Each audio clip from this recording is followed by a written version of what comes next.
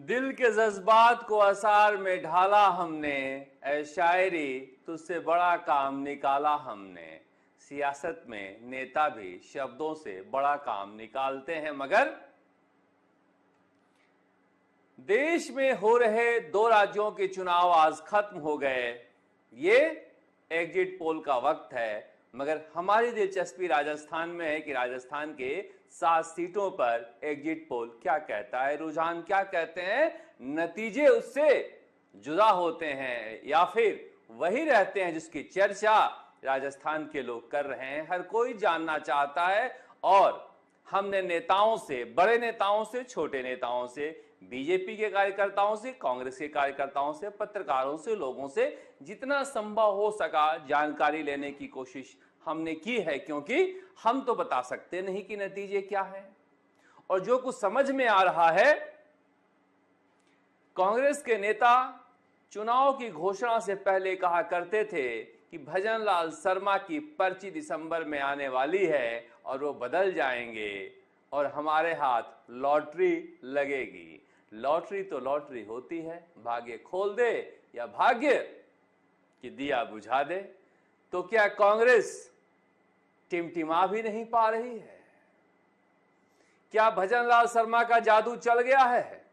अब इस बात पर आप बहस कर सकते हैं कि उनका जादू चला है या फिर वो मुकद्दर के सिकंदर हैं या फिर परिस्थिति जन्य परिस्थितियां ऐसी है कि बीजेपी आगे दिखाई दे रही है, मगर जो जीता वो सिकंदर।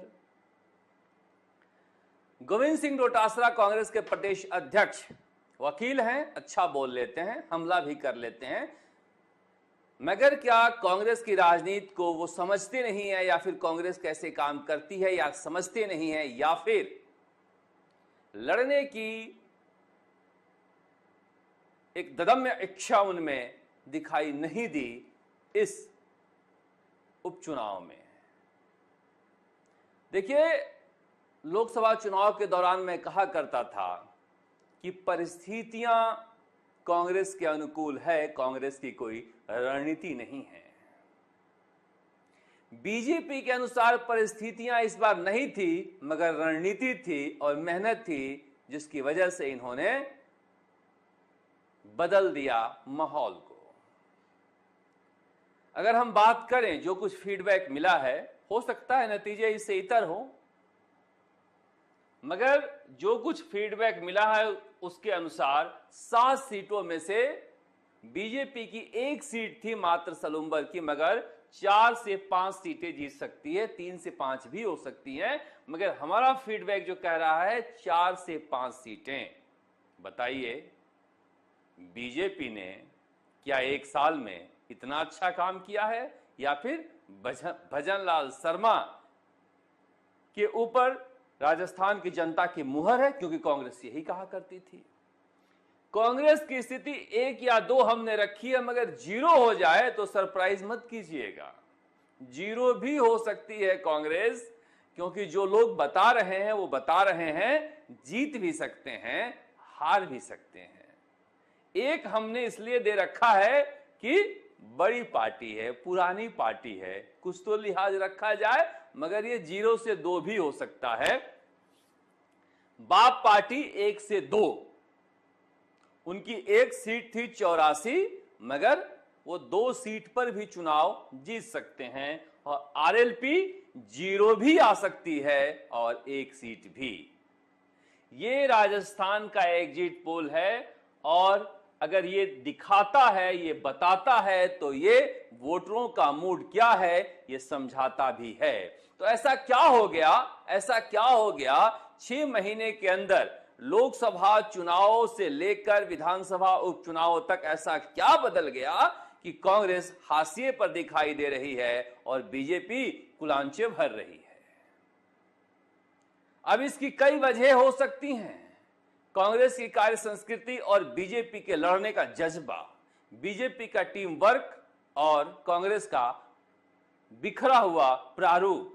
मगर देखिए, परिवार में एक नेता होना चाहिए, परिवार का मुखिया होना चाहिए। जिस परिवार का कोई मुखिया नहीं होता वो परिवार बिखर जाता है।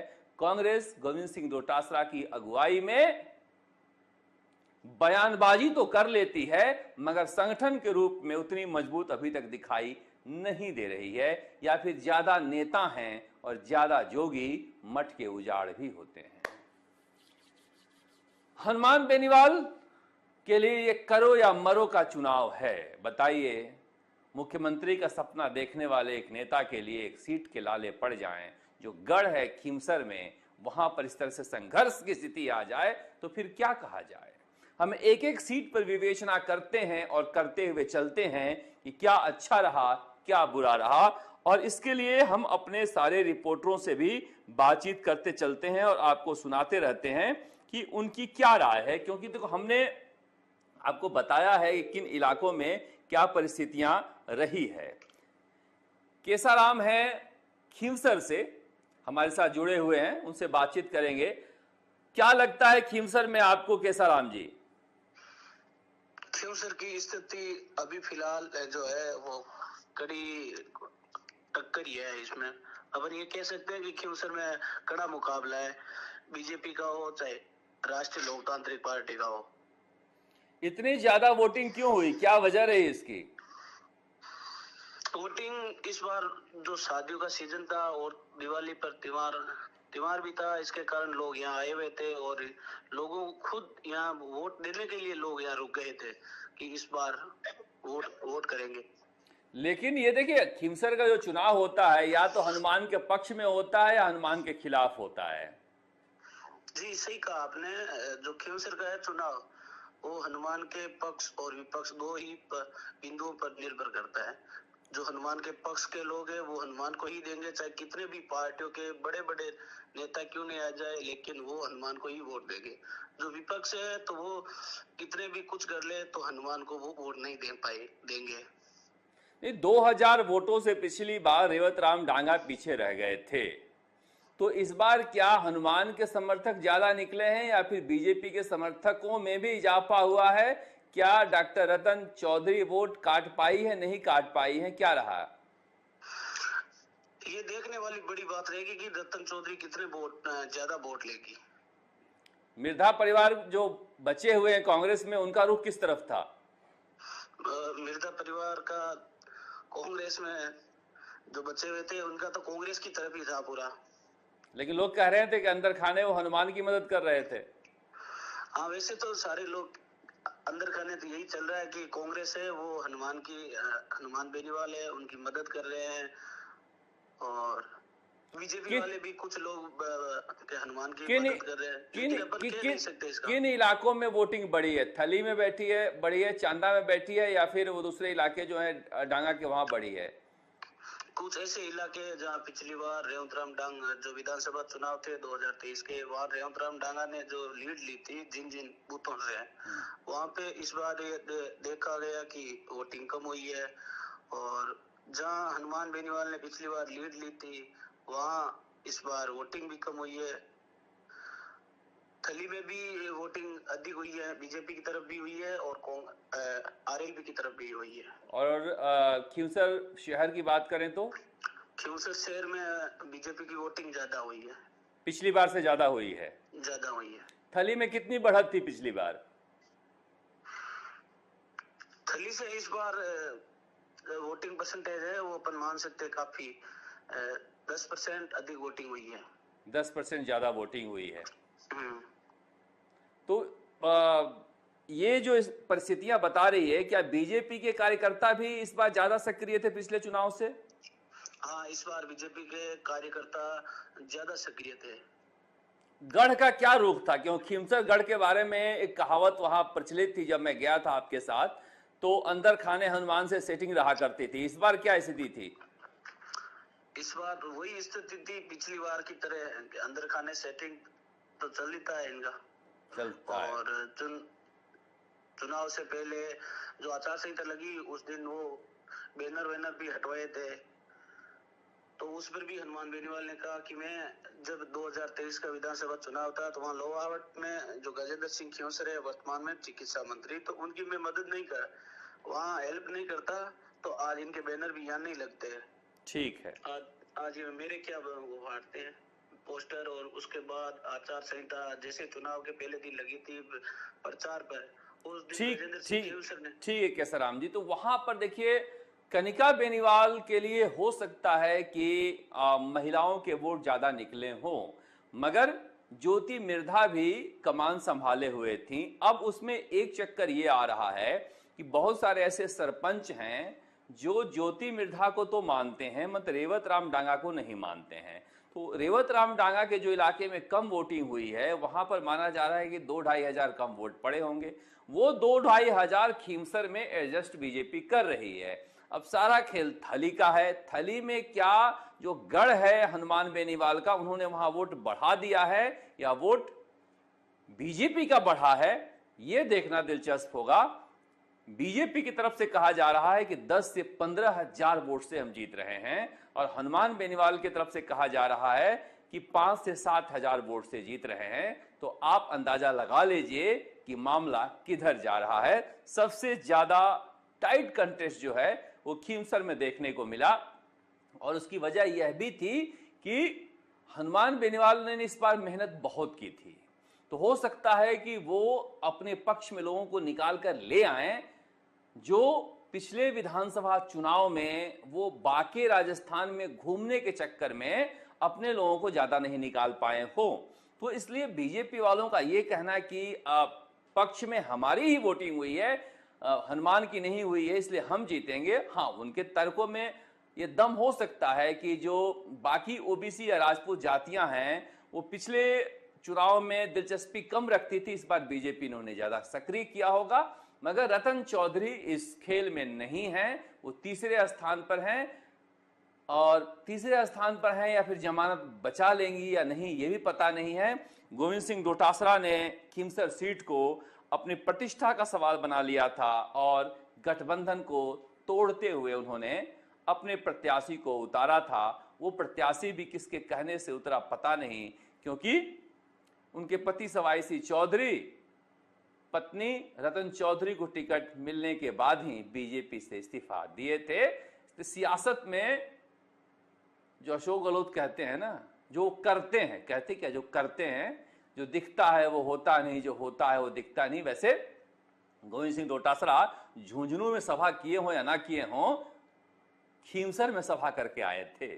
इस उपचुनाव से यह भी तय होना है कि जाटों का बड़ा नेता कौन है, बेनीवाल या डोटासरा।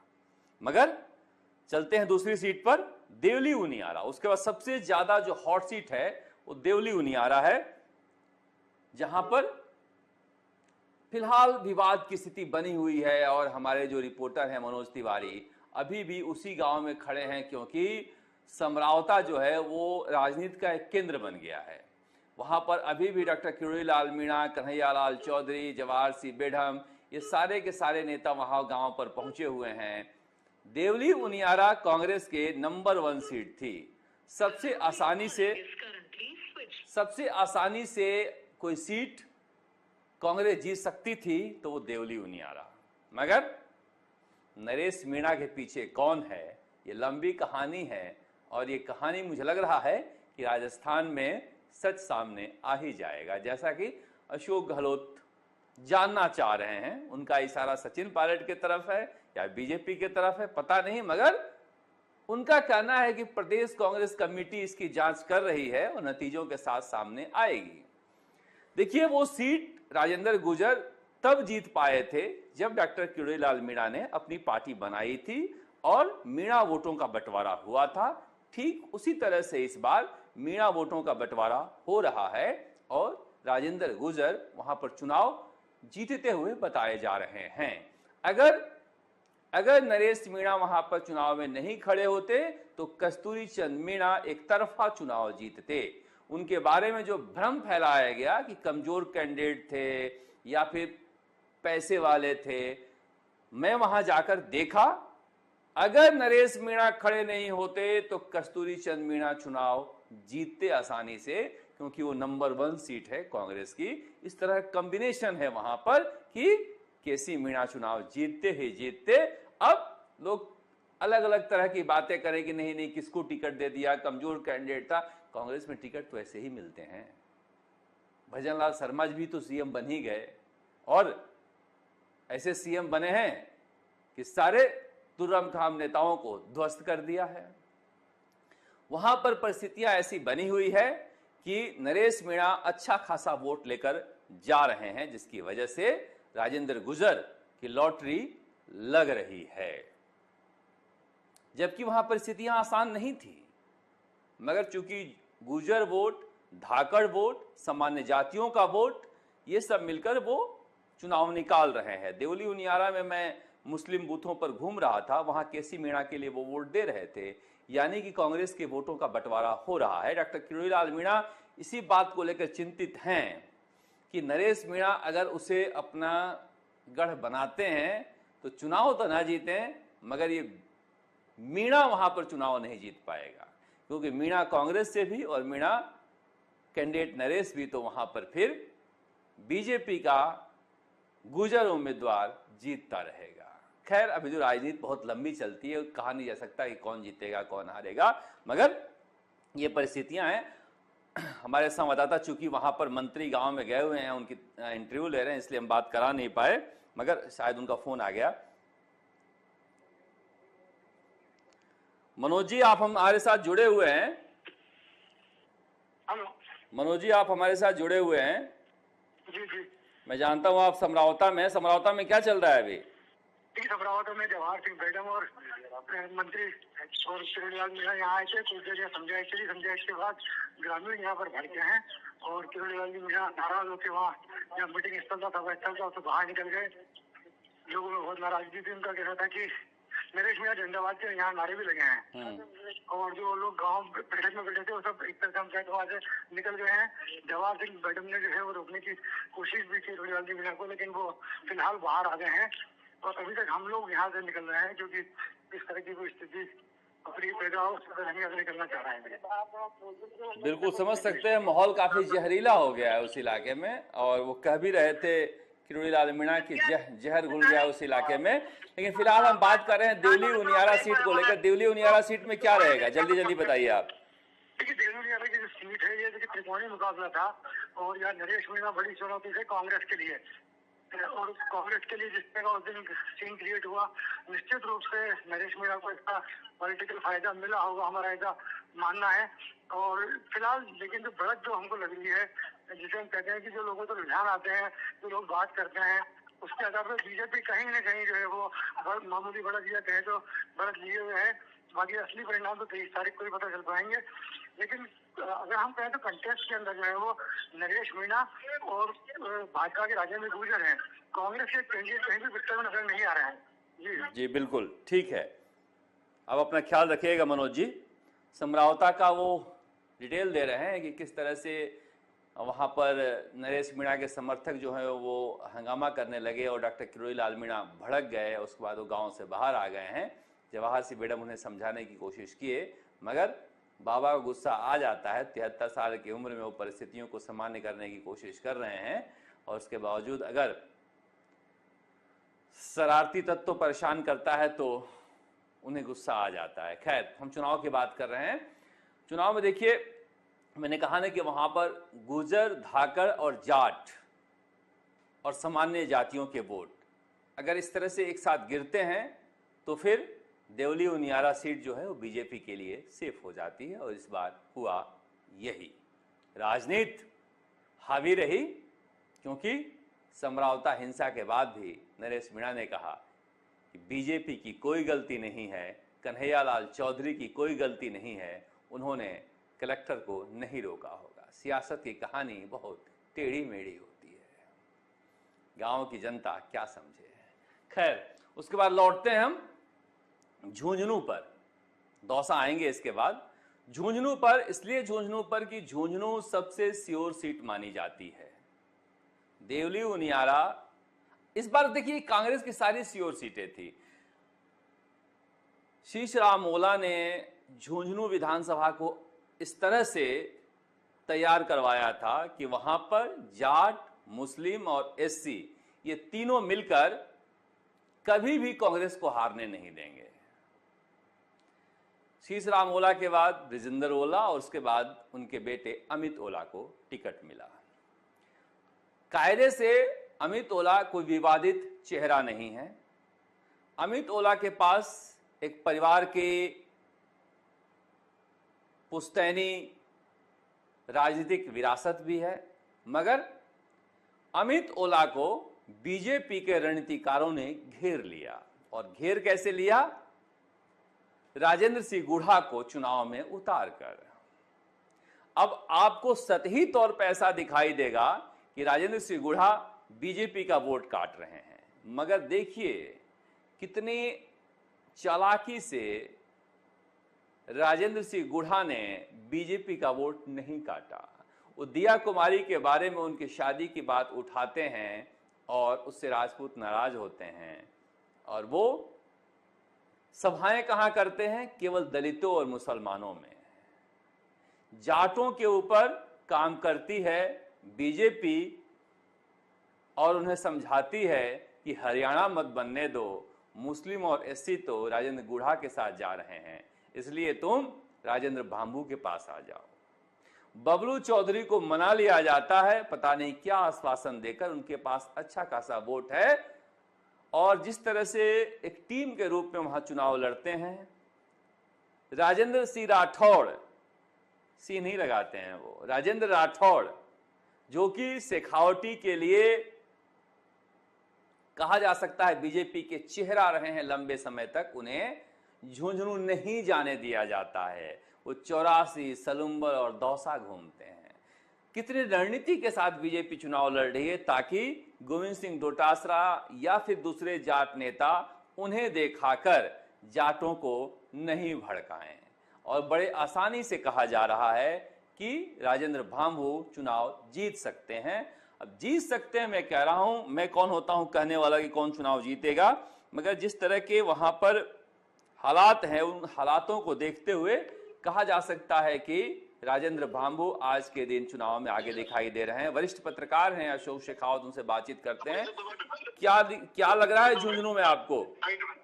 देखिए अभी जो है जिस दिन मतदान हुआ है उसके अगर पॉइंट ऑफ व्यू से देखें तो अभी बीजेपी जो है वो प्लस में नजर आ रही है, क्योंकि राजेंद्र गुढ़ा के जो पक्ष में मतदान हुआ है उसने कहीं ना कहीं कांग्रेस को डैमेज किया है, ज्यादा कांग्रेस को डैमेज किया है। हालांकि राजपूत मतदाता हैं वो भाजपा के परंपरागत वोट बैंक माना जाता है, लेकिन जिस तरीके से मतदान हुआ, मतदान केंद्रों पर जिस दिन जो लोगों की भीड़ रही उसमें निश्चित तौर पे मुस्लिम मतदाताओं का और दलित मतदाताओं का जो है वो विभाजन हुआ है, ऐसा देखने को मिला उस दिन। तो निश्चित तौर पर उस दिन जो मतदाताओं का जो विभाजन देखने को मिला है, मुस्लिम मतदाता है, दलित मतदाता है, तो निश्चित तौर पे ये कांग्रेस को डैमेज करता है और इसका पूरी तरीके से फायदा जो है वो भाजपा को मिलता नजर आ रहा है। और सट्टा बाजार की भी अगर बात करें तो सट्टा बाजार भी भाजपा को जीत की ओर बता रहा है। जी ठीक है अशोक जी, तो ये आपने सुना, वो बता रहे थे, यही बात मैं कह भी रहा था आपसे कि कई बार क्या होता है कि आप चुनाव जीतने की परिस्थिति में नहीं हो तो दूसरे का घर बिगाड़ दो। देवली उनियारा में, दौसा में या फिर झुंझुनू में बीजेपी ने यही खेल खेला, क्योंकि यहां पर ये जीत नहीं सकते थे और कांग्रेस के बने बनाए पुराने समीकरणों को यूं ही ध्वस्त किया। दौसा में देखिए कड़ी टक्कर है। अगर जैसा कि हमारे रिपोर्टर बता रहे हैं कि अगर डॉक्टर किरोड़ीलाल मीणा 3:30 बजे दौसा विधानसभा उपचुनाव में घर के बाहर नहीं निकले होते तो जगमोहन मीणा हार गए होते। अभी भी डीसी बैरवा या डीडी बैरवा जो भी कह लीजिए, उनका ऐसा मानना है कि मैं 3-4 हजार से निकल जाऊंगा, मगर जानकार मान रहे हैं कि जगमोहन मीणा चुनाव जीत सकते हैं। 3:30 बजे से लेकर 6 बजे तक जो मीणा गांव में वोट पड़े हैं, महुआ से, सवाई माधोपुर से, गंगापुर सिटी से, अब ये देखिए सच है या झूठ है, जो लोग बताते हैं वो मैं बता रहा हूं, अच्छी खासी संख्या में वोट वहां दिए गए, जिसकी बदौलत जगमोहन मीणा आगे दिखाई दे रहे हैं। मगर फिर भी अगर इस हालात की वजह से वो आगे दिखाई दे रहे हैं तो फिर कड़ी टक्कर है। कड़ी टक्कर है तब जब पता नहीं मुरारी लाल मीणा के कहने पर डीसी बैरवा को टिकट दिया गया था, मुरारी लाल मीणा उतनी मेहनत किए हैं या नहीं किए हैं। मुरारी लाल मीणा चुनाव के दिन घर से बाहर नहीं निकले, ऐसा कहा जा रहा है, और डीसी बैरवा भी सीधे हैं। वैसे जगमोहन मीणा भी उतने ही सीधे हैं, मगर ये चुनाव अगर बीजेपी जीतती है तो डॉक्टर किरोड़ी लाल मीणा की वजह से, क्योंकि डॉक्टर किरोड़ी लाल मीणा को इसमें फाउल गेम भी नजर आ रहा है। कहा जा रहा है बहुत सारे जगहों पर डॉक्टर किरोड़ी लाल मीणा के कार्यकर्ताओं को पुलिस पीट भी रही थी, रोक भी रही थी, जबकि बाकी जगहों पर ऐसा नहीं हो रहा था। जिस खींवसर की हम बात करें वहां पर तो कहा जा रहा है कि एसपी साहब खुली छूट दे रखे थे बीजेपी के लिए। वैसे भी एसपी से, नागौर के एसपी से हनुमान बेनीवाल जी का 36 का आंकड़ा है, मगर यहां पर हम डॉक्टर साहब कह रहे हैं कि हमारे से 36 का आंकड़ा क्यों रहा दौसा एसपी का, क्या ऊपर से कोई कनेक्शन है पता नहीं, मगर डीसी बैरवा मुकाबले में हैं। जो हम 1 से 2 सीटें आपको बता रहे हैं कांग्रेस की, वो उनमें से एक सीट दौसा भी है। दौसा में मुझे लगता है कि अगर सचिन पायलट और ज्यादा मेहनत किए होते तो परिणाम बदल भी सकता था, मगर ये सियासत है, समझने वाले समझ ही जाते हैं। और जो दूसरी सीट, दौसा के अलावा जो दूसरी सीट है जिस पर कहा जा सकता है कि कांग्रेस उम्मीद लगाए बैठी है, मगर हमारे रिपोर्टर मना कर रहे हैं। कांग्रेस दूसरी सीट पर उम्मीद लगाए बैठे हुए है रामगढ़, क्योंकि रामगढ़ में पिछले 2 बार से या 3 बार से आप कहें तो कांग्रेस आसानी से चुनाव जीतती आ रही है, चाहे साफिया जुबेर हो या फिर जुबेर खान हो। इस बार उनके बेटे आर्यन जुबेर थे। आर्यन जुबेर कोई विवादित चेहरा नहीं है, उनके साथ कोई धर्म की कट्टरता नहीं है, मगर इसके बावजूद अपने देश में जाति और धर्म पर जो चुनाव चलता है वो किसी चीज पर नहीं चलता है। आप वोटरों के मुंह पर माइक लगा दीजिए और सब ज्ञानी की तरह विकास की बातें करेंगे, लेकिन वोट देने का मौका आएगा तो पजामे में अपनी जाति को लेकर और धर्म को लेकर घूमते हैं। जात के नाम पर ध्रुवीकरण हुआ, खींवसर में सबसे ज्यादा वोटिंग हुई। धर्म के नाम पर ध्रुवीकरण हुआ, रामगढ़ में दूसरे नंबर पर सबसे ज्यादा वहां वोटिंग हुई है। अब हमारे लोग कह रहे हैं कि सुखवंत वहां पर चुनाव जीत रहे हैं आज के दिन में, मगर कांग्रेस उम्मीद कर रही है कि हम चुनाव जीत सकते हैं। स्वयं भंवर जितेंद्र सिंह मान रहे हैं कि मामला टफ है। टीकाराम जूले ने बहुत मेहनत की है, मगर बाबा बालक नाथ जैसे फायर ब्रांड नेता जो हैं वो अच्छा काम किए हैं। जय आहूजा हो या जसवंत सिंह यादव हो, वो मुख्यमंत्री के दबाव में वहां पर काम कर रहे थे। काम करने का मन नहीं हो तो भी ज्यादा फर्क पड़ता नहीं था, क्योंकि चुनाव वहां धर्म के आधार पर बढ़ चुका था। कांग्रेस एक बिखरी हुई यूनिट की तरह चुनाव लड़ रही थी और बीजेपी ने वहां पर गौतम दत्त को बैठाकर एक एक वोटों को साधने का काम कर रही थी। जो भी नाराज हो रहे थे, यहां तक कि जो जिनसे डर था, उड़ राजपूत उम्मीदवार जो खड़े थे चंद्रशेखर की पार्टी से, उन्हें भी भजनलाल शर्मा ने बैठा लिया। देखिए, भजनलाल शर्मा ने जितने बेहतर ढंग से चुनाव को लड़ा है, मुझे नहीं लगता है कि कोई भी नेता लड़ सकता था। वो एक एक उम्मीदवार को अपने यहां बुलाते थे, समझाते थे कि तुम्हें क्या चाहिए, मनाते थे और फिर चुनाव संभाल लेते थे। संगठन में उनके काम करने की जो भी तरीका रहा हो या फिर क्षमता रही हो, उसका उन्होंने बेहतर इस्तेमाल किया है। और पूछते हैं, हमारे संवाददाता हिमांशु हैं, कि क्या फैक्टर रहा रामगढ़ में और क्यों उन्हें लग रहा है कि वहां पर नतीजे बीजेपी के पक्ष में जा सकते हैं। पिछली 2 बार के चुनाव में वहां पर बागी खड़े हो जाते थे बीजेपी से और वोटों का बंटवारा हो जाता था, जो इस बार नहीं हुआ है। हिमांशु है हमारे साथ अलवर से। हिमांशु, क्या लग रहा है रामगढ़ में आपको? बिल्कुल सर, रामगढ़ में जिस तरह के हालात रहे शुरुआत में, जो जुबेर खान का जो बेटे आर्यन खान है वो मजबूत उम्मीदवार के रूप में नजर आए थे, क्योंकि शुरुआत में उनके साथ सिंपैथी मैटर दिख रहा था कि उनको उनके पिता का सिंपैथी मिलेगी, क्योंकि उनकी जिस तरह से मौत हो गई थी उनका खासा लोगों से जुड़ाव रहा है। लेकिन जैसे जैसे चुनाव शुरू हुआ उसके बाद भाजपा ने वहाँ ध्रुवीकरण किया, वो जातिगत वहाँ चीजें की, चाहे वो बालकनाथ के बयान आए हों, चाहे और तमाम तरह की चीजें हुई हों, तो उसके कारण से वहाँ हिंदू मुस्लिम का चुनाव जो भाजपा चाह रही थी वही लास्ट के 2 दिनों में वो माहौल बन गया, और जो माहौल के कारण ही भाजपा जो है वहाँ रामगढ़ में कहीं ना कहीं बढ़त बनाती हुई नजर आई। ठीक है हिमांशु। तो इस तरह से रामगढ़ में जो कहानी हम आपको बता रहे थे कमोबेश वैसी ही है। तो क्या कांग्रेस जीरो भी रह सकती है? अगर ऐसा होता है तो ये कांग्रेस की राजनीति में बड़ा भूचाल लाने वाला होगा, और ये भी कांग्रेसियों को पता चल जाएगा कि तुम्हारी वजह से लोकसभा चुनाव में सीटें नहीं आई थी, वो तो कुछ जातियों का बीजेपी से गुस्सा था जिसकी वजह से तुम्हारे पक्ष में वोट पड़ गया था। अगर ऐसा होता है तो हो सकता है कि कांग्रेस 4 सीटें जीत जाए, कौन जानता है 5 सीटें जीत जाए। अगला सलुम्बर चलते हैं। सलुम्बर में रघुवीर मीणा और उनकी पत्नी बसंती देवी लंबे समय से वहां चुनाव लड़ती रहीं, मगर अशोक गहलोत ने सलुम्बर को जिला बना दिया, फिर भी कांग्रेस चुनाव नहीं जीती। रघुवीर मीणा को CWC में शामिल करा दिया, मगर फिर भी वहां पर कांग्रेस चुनाव नहीं जीती।